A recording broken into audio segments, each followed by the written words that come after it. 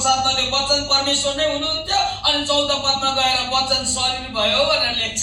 अवतार भएर आयो, पृथ्वीमा प्रेमको अवतार भएर आउनु भयो अनि उहाँ चाहिँ क्रुसमा टाङ्गिएर दुईवटा हातहरुमा काँटी ठोकेर दाहिने हातमा ठक काँटी ठोक्यो, देब्रे हातमा ठक काँटी ठोक्यो, दुईटा खुट्टामा ठक ठक काँटी ठोक्यो, काँडाको मुकुट लगाउनु भयो, कोखामा भाला रोप्यो अनि कोर्राका चोटहरु खाएर जुन रगत बगाउनु भयो अनि त्यो रगतको कारणले चाहिँ तपाईँ र मैले जिन्दगी पाएका छौं।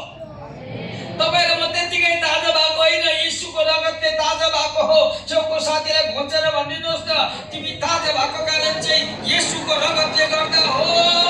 तिम्रो ताजा भएको चाहिँ येशूको रगतले गर्दा हो, तिम्रो क्वेटबाट आएको पैसाले होइन।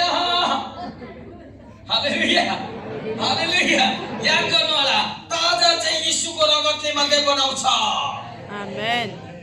हिजो अस्ति म अमेरिकाको सिन्सिनाटी भन्ने ठाउँमा थिएँ अनि त्यति बेला जुलाई 4 तारिक परेछ, त्यो असर महिनाको हो, नेपालको असर। हाम्रो इन्डियामा इङ्ग्लिस क्यालेन्डर अनुसार चाहिँ जुलाई 4। पात्री गंगा प्रसाद जन्मेको दिन पनि त्यही नै रहेछ, म जन्मेको दिन पनि त्यही 4 जुलाई हो अनि उता अमेरिकाको इन्डिपेन्डेन्स डे पनि त्यही दिनै परेछ अनि म पनि फेरि के भनेर अमेरिकै पुगेछु। फेरि सिन्सिनाटीमा गीत गाउँदै रहेछ उनीहरूले, happy birthday to you, happy birthday to you गरेर गीत गाए। म चाहिँ कुन चाहिँ नानीको बर्थडे मनाउँदैछ भनेर मेरै पो रहेछ। ठुलो केकमा 70 लेखिराखेको रहेछ अनि त्यो दिन म 70 पुगेछु नि त। केक खायो अनि सबले मुखमा दल्दै थियो, खाना खायो। त्यसपछि एउटा एल्डरलाई के चित्त बुझेन, कोनी छेउमा आएर मेरो यो कुइनामा च्याप्पै समातेर ऊ पर लग्यो। सरलाई एउटा कुरा सोध्नु छ अरे। म त पिरोलो भए कुन चाहिँ बाइबलको खण्ड सोध्छ कोनी, अब मलाई थाहा छैन। अब म भन्नु पनि गाल लास र गालकै कुरा हो अनि अचानक त नसोध्नु नि जस्तो पनि लाग्यो, तर होइन त्यस्तो रहेनछ। कुइनामा लगेर पर लगेर तपाईँ 70 पुगेको हो अनि तपाईलाई लागेन म 70 पुगेको जस्तो लागेन भनेर सोधेको त होइन। 70 त पुग्नु हो कि, तर केस चाहिँ किन कालो छ? 70 पुग्नु बित्तिकै सेतै हुनुपर्छ त। परमेश्वरको स्पेशल ग्रेस पाउने मान्छेको केस चाहिँ कालो हुन्छ ल। हालेलुया के भयो?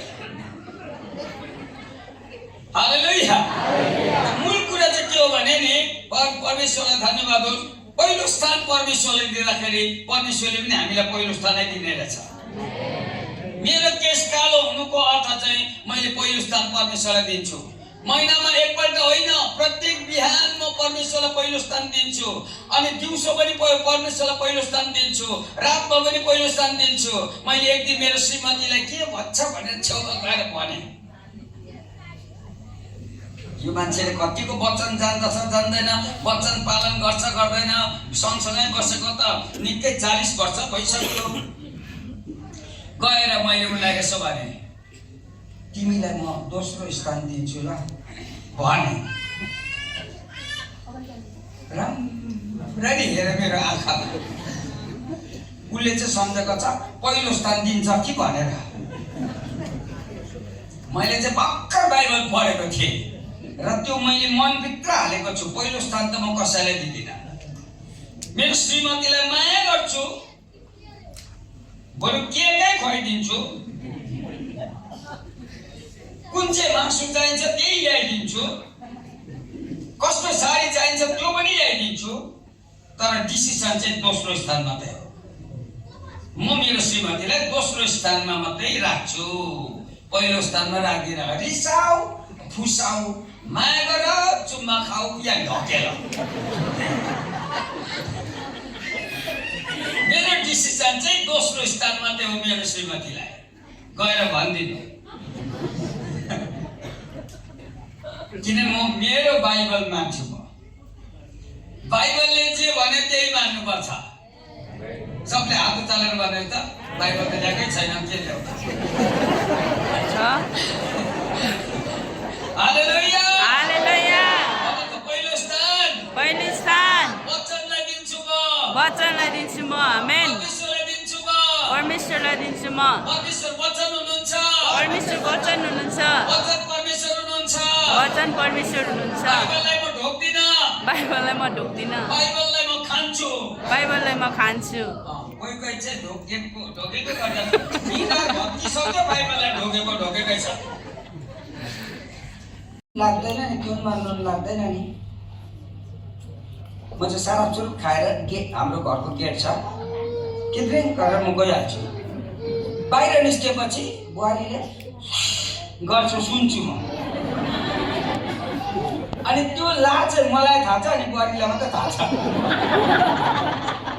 म बाहिर निस्किएपछि मात्रै थाहा हुन्छ बुहारीलाई चाम तर छ नुन नहालिकन बाबाले त खाएर गएछ अब म परमेश्वरको आराधना गर्ने मान्छे नुनमा किन झगडा पर्छु म यो घरमा नुन छैन भनेर हल्ला गर्नु काम छैन नुनमा झगडा पर्नेले सुनमा कति पर्छ होला नि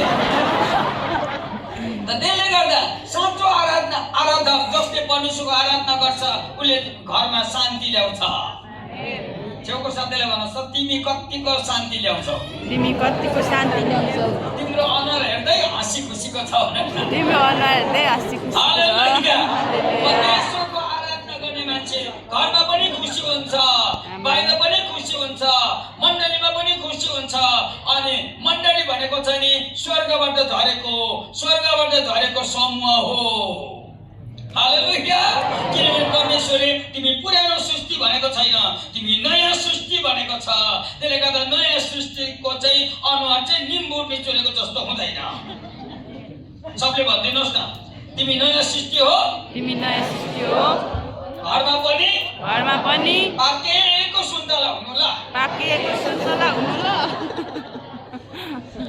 हालेलुया हालेलुया